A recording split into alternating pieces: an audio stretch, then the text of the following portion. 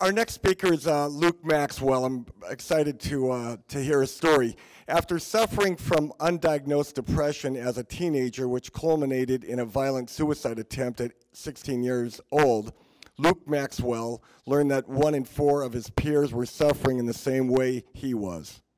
Determined to turn his bad experiences into something good, he founded You Can't Be Erased, and has since spoken to tens of thousands of teens, parents, educators, and many others across the nation, bringing his story of hope and forgiveness to those of us in need.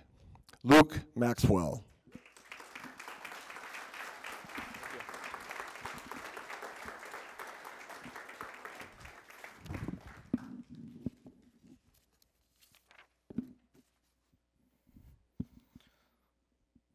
So I have a quick question for you. Have you been in a crossroads at your life? And by crossroads, I can mean something as small and silly as regular Cheerios or Honey Nut Cheerios. Or maybe if you're a Southern Californian born and raised like me, avocado on that burrito or no avocado. Is it worth that $1.50? Is it? That's a small crossroads, right? That most of us has been at. I hope that I'm not the only one. But there's also big crossroads in our lives. Crossroads that we're at the point and we have no idea which direction to go in. And I know firsthand what that's like because I've been at that crossroad. I've been at the crossroad where I've looked and I have two options. I had life and I had death. I looked at those two options, and I chose death. And the thing is, I'm not alone in that. As we've heard many times before, there's an epidemic sweeping our country, in our homes, in our churches, in our schools, in our neighborhoods. Is that people that look like you and me, on the outside, are suffering from catastrophic mental illness on the inside. Especially when we look at our children. When we look at the CDC, the Center for Disease Control and Prevention, that tells us that 1 in 4, in fact, the number's higher, it's 29.9% to be precise, of high school-age teenagers are suffering from depression. And that 1 in 12 of the teenagers that you know, that you've interacted with, some teenagers that you love, 1 in 12 attempt suicide. I'm not alone in this. And that's why I'm here, to give you a different perspective. We've heard great perspectives so far, fascinating perspectives. But there's a perspective that isn't often told. The perspective of a teenager who's lived through this, who's gone through this, and has given up on their struggles. And I'm not a doctor, first of all. There's no way. I'm 21 years old, still going to college part-time, working on a bunch of different passions in my life. But I've lived through this. I've had this experience that so many others have experienced, but haven't shared, haven't talked about. And I'm here to show the light, to break the darkness. Because as a teenager, I didn't know what depression was. I didn't know what mental illness was. I didn't know that I could fall so deep. Nobody did. Nobody around me knew that I could. But I also didn't know that there is so much hope out there. So much. And I had no idea the potential that I had with my life. So if we go back to the beginning, we look at me as a funny little kid, unbelievable amounts of energy. Too much energy, I would say, looking back. I was a super happy kid raised in a good Catholic family. You know, I had 6 siblings. I was happy. But then starting around the age of 12, I began noticing things starting to change. And it happened slowly. All of a sudden, my perspective on right and wrong became blurred. And I thought, oh, I'm growing up. I'm becoming a teenager, right? I'm finally seeing the world, through my adult old eyes. I've always had a problem with just keeping my ego down, down, down.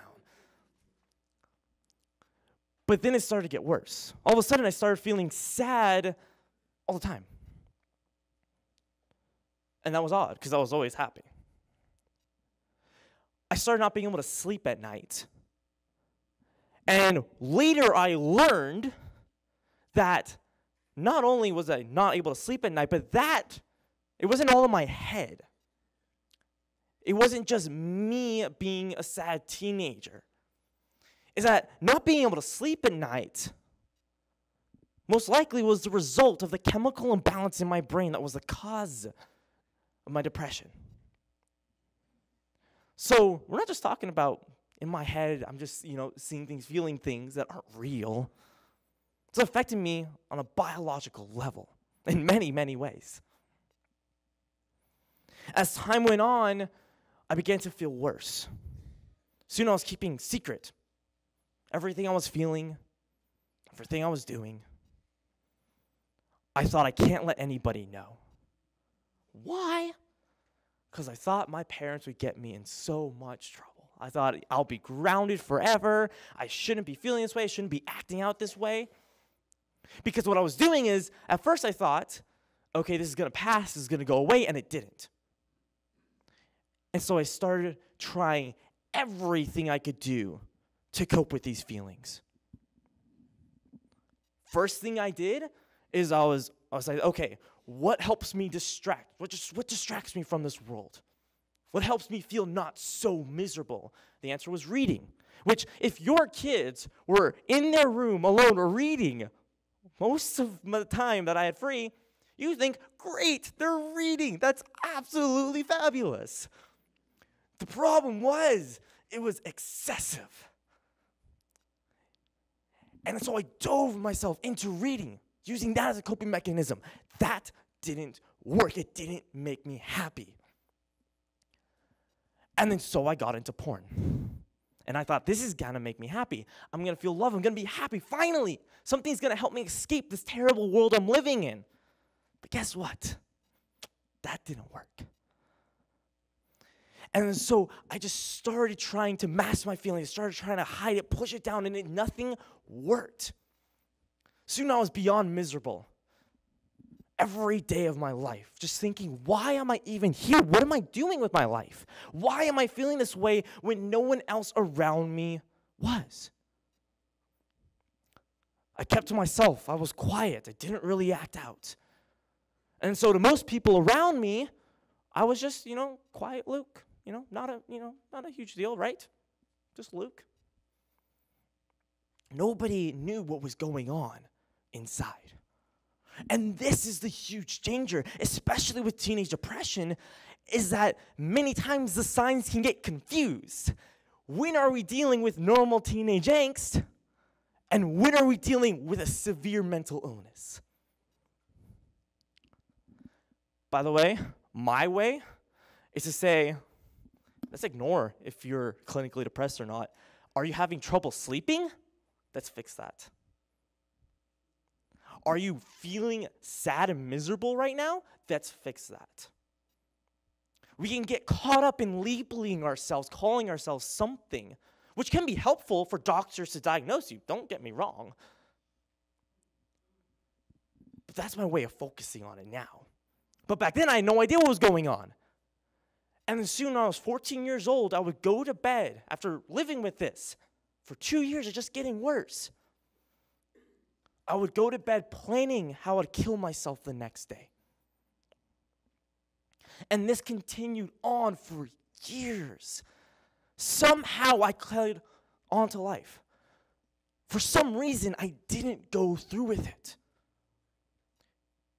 Until finally I came to my breaking point. I came to my crossroads.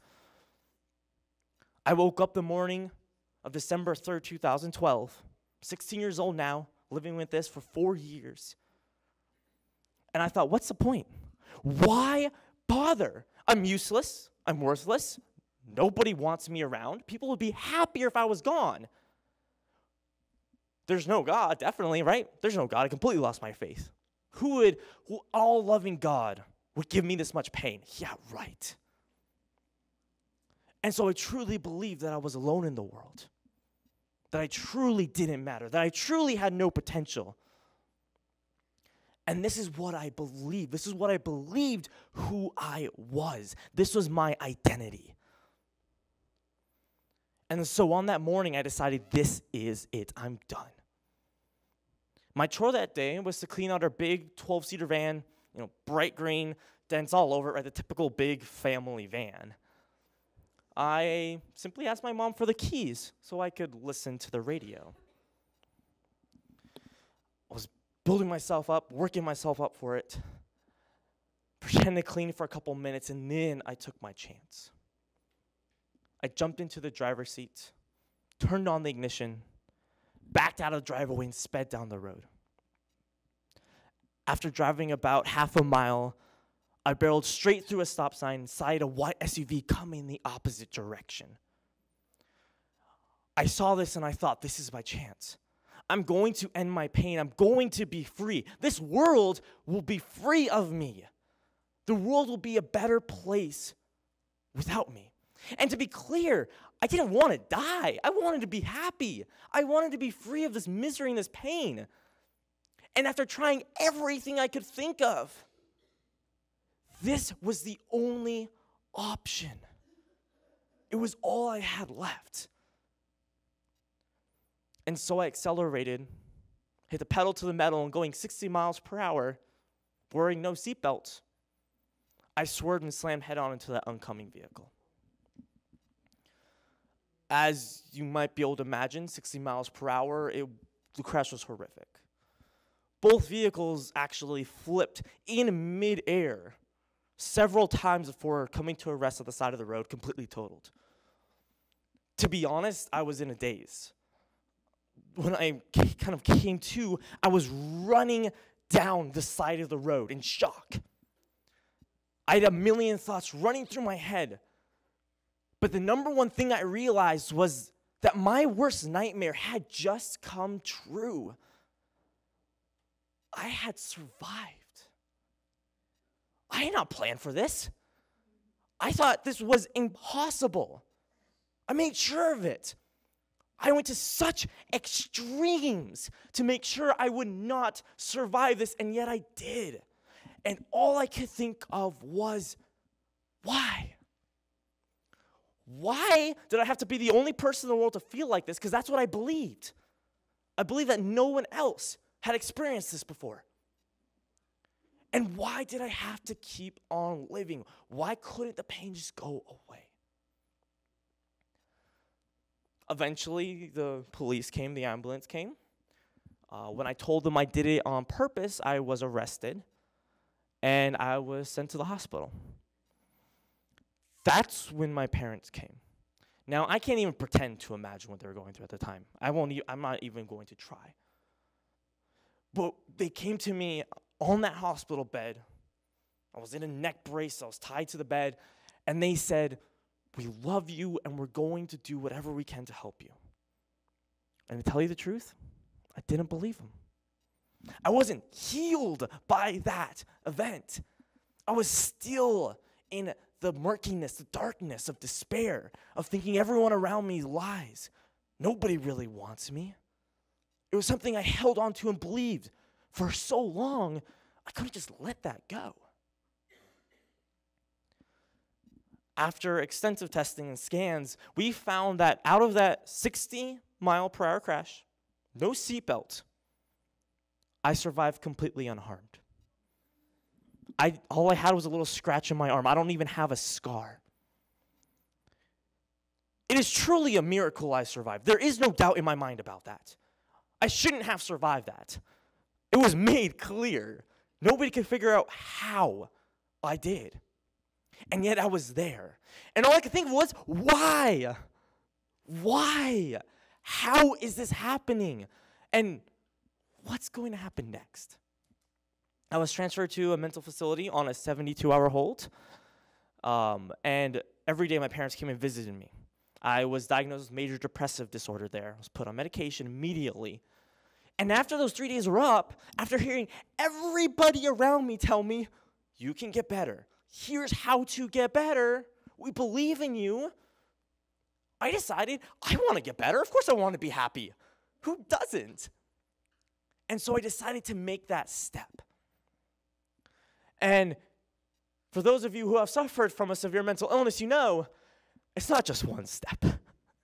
There are a lot of steps. In fact, I'm still stepping. I'm still climbing that staircase. But I really want to get better. And I promise you, it wasn't only because my dad was sleeping in my room to make sure that I didn't do anything again. 6 weeks. And it's okay for me to say that. I'm not saying behind his back because he's actually here listening to this right now. I really wanted to get better. But we didn't know what to do. What do we do? What do we do in this situation? How do we proceed from something like this? And so we just tried everything we could. I was still taking medication. I went to see a therapist twice a week.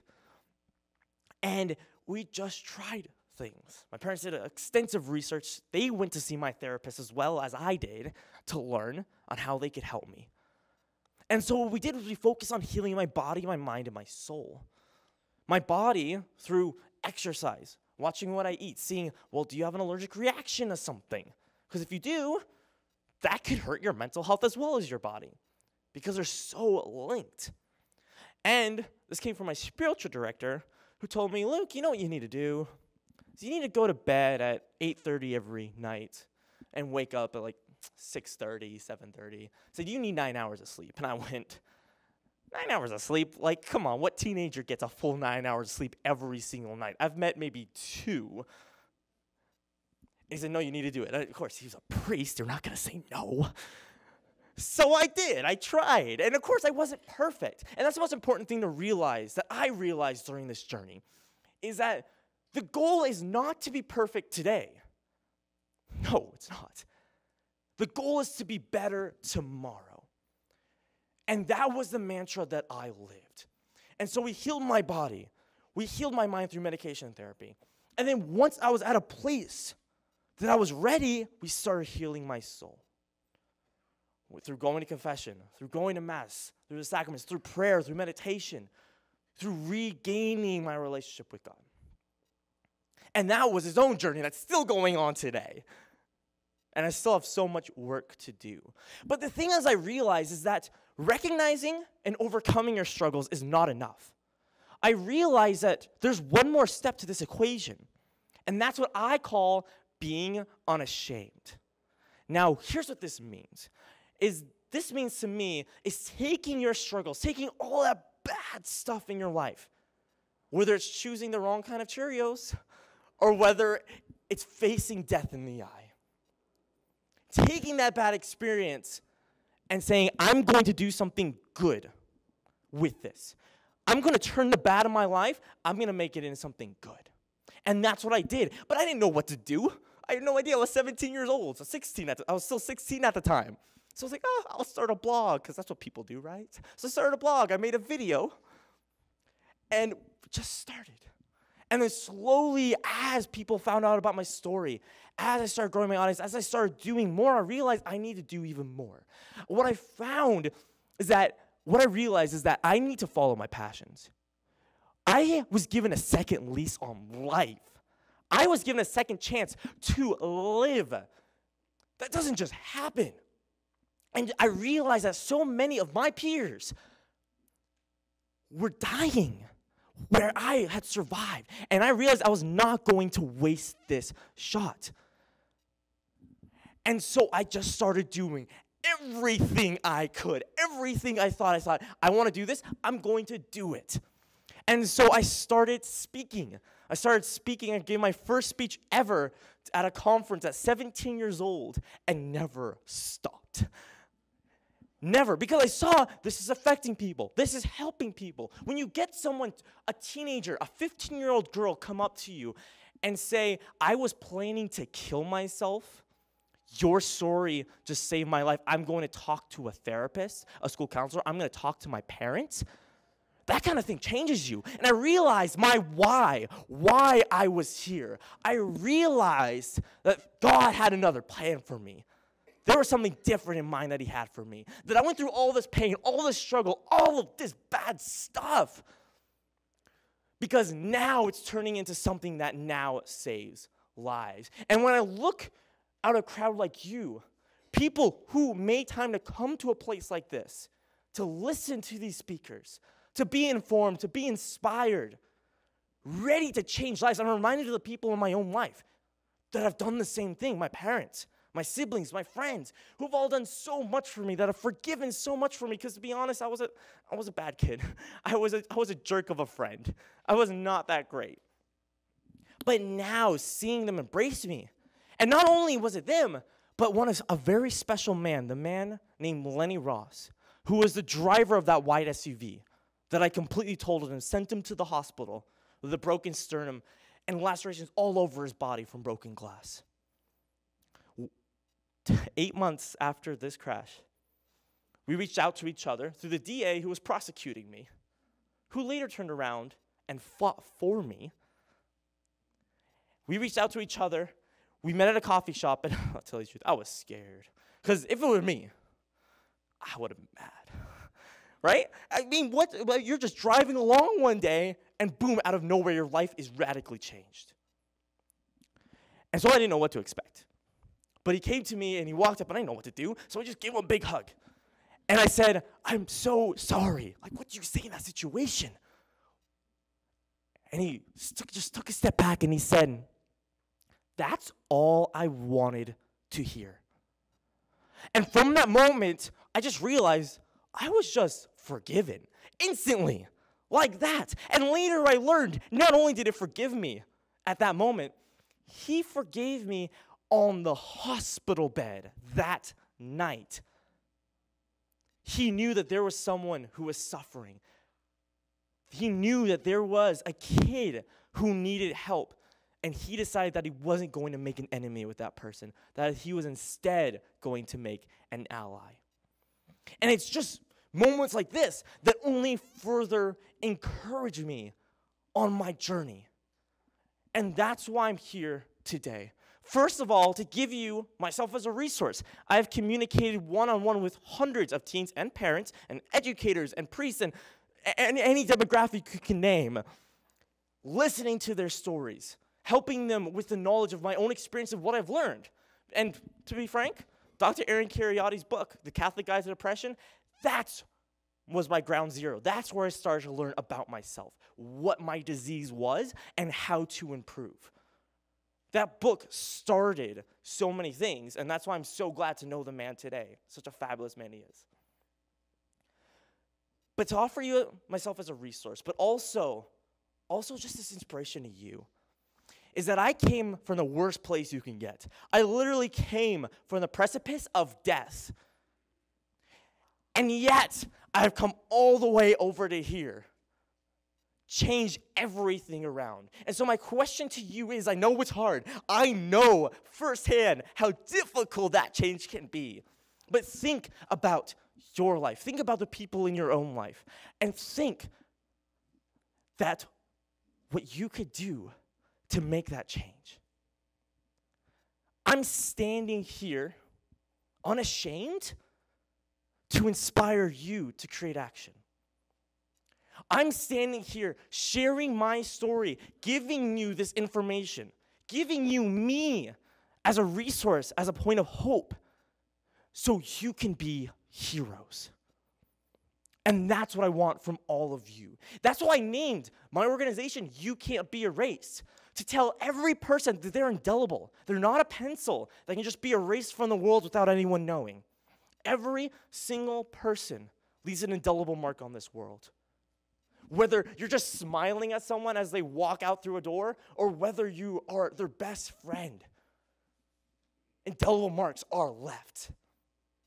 And so I encourage every single one of you, when you go outside to the people that you love, the people that you care about most, the people that are at crossroads right now, whether they're big or whether they're small, every single person that you love, that you know, is at some kind of crossroad. And so I want to encourage you to be that person that helps them make that journey, that helps them choose the right decision. Whether it's simply saying, hey, I went to a mental health event today. Here's what I learned. Whether it's something as simple as smiling at somebody. Simple. The smallest act you could possibly do.